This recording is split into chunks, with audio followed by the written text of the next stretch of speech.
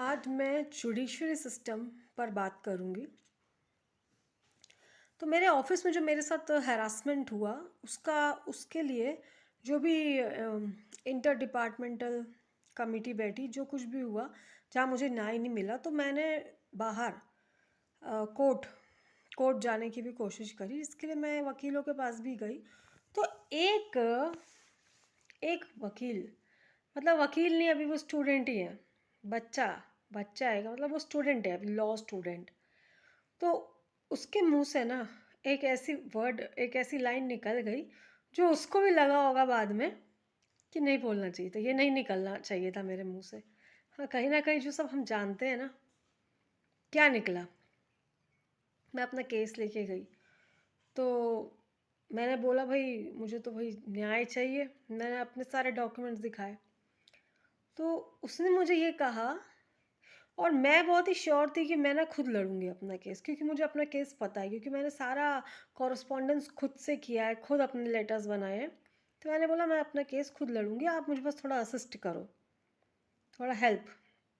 तो उसने मुझे बहुत ही कॉन्फिडेंस, हालांकि अभी स्टूडेंट है, अभी कर भी प्रैक्टिस भी नहीं शुरू की है, बट बहुत ही कॉन्फिडेंस से उसने एक बात कही कि मैं आपको एक चीज़ बताता हूँ कि अच्छा वकील वही है जो जितना किसी केस को लंबा खींच दे, वही अच्छा वकील है। तो I was like, oh really, but I knew it. Yes, so this is our judiciary system, जिसमें किसी भी किसी भी कार्यवाही या कोई भी केस है, उसका फैसला जज से ज़्यादा एक लॉयर के हाथ में है। तो जज का जो डिसीजन है, it depends upon the lawyer. एक लॉयर जनता तो छोड़ो, जज को ही भ्रमित कर करके लंबा खींच लेता है, लंबा खींच लेता है भाई केस को। हाँ, आप कैसे कह सकते हैं कि ये झूठ है? नहीं है झूठ, क्योंकि अगर वकील नहीं खींचता अगर केस को, तो वो वकील जो 10-10 करोड़ लेते हैं और केस को 2 हियरिंग में ख़त्म कर देते हैं, वो कैसे करते हैं? That means they have the talent to finish up the case in 1 to 2 hearings, but they deliberately expand it to make money. So, again, even the judiciary system is money minded. आपने देखा ही होगा, crime सरेआम road पर दिन दहाड़े सबके सामने हो रहा है, तो भी केस चल रहा है 25 साल 100 साल। हाँ, राम मंदिर का केस, राम राम का देश। हाँ, सबको पता है वो राम जी को ही न्याय देने में 100 साल लग गए। सो this is a judiciary system. अब ज़्यादा क्या बोलूँ मैं इसके बारे में, आई एम स्पीचलेस। इसका मतलब ये है कि जो हमारे जुडिशरी सिस्टम में जो न्यायाधीश हैं, वो भी बंधे हुए हैं किसके ऊपर? वकीलों की बहस, वकीलों की कार्यवाही के ऊपर बंधे हुए हैं। इनफैक्ट जो लॉ की बुक्स है, इतने बड़े बड़े लॉ की बुक्स बनाई है, उनमें लिखे हुए रूल्स पे बंधे हुए हैं, क्योंकि उन रूल्स को लेकर खुद वकील बहस करते हैं। और मैंने देखी है कोर्ट की प्रोसीडिंग्स ऑनलाइन।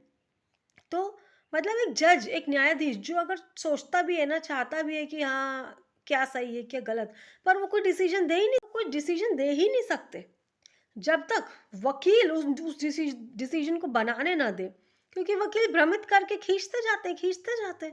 इस तरह से मुझे नहीं पता, जो चीज़ सरेआम दिन दहाड़े सबके सामने हो रही है, वो चीज़ 15-20 साल खिंच जाती है।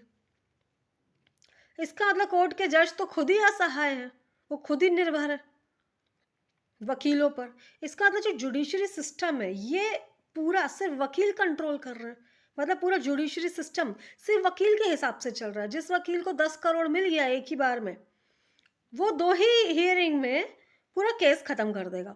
और जिस वकील को भाई पता है गरीब लोग हो तो नहीं दे सकते, तो 10 करोड़ जो नहीं दे सकता, उसका केस 25 साल चलेगा।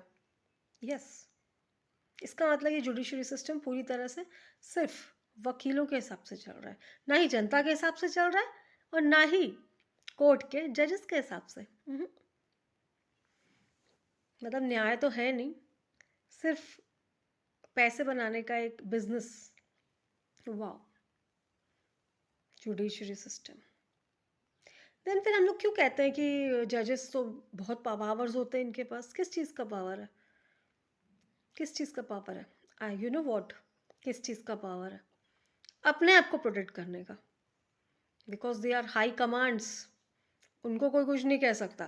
तो अपने आप को तो वो कर सकते प्रोटेक्ट अपनी पावर से, बट वो चाहे भी ना तो भी किसी भी निर्दोष को इंडिपेंडेंट फैसला नहीं सुना सकते। वो भी निर्भर करते हैं वकीलों की बहस पे, कौन अच्छी बहस कर लेगा वो जीत जाएगा। और न्याय कहाँ गया? पता नहीं, मर गया।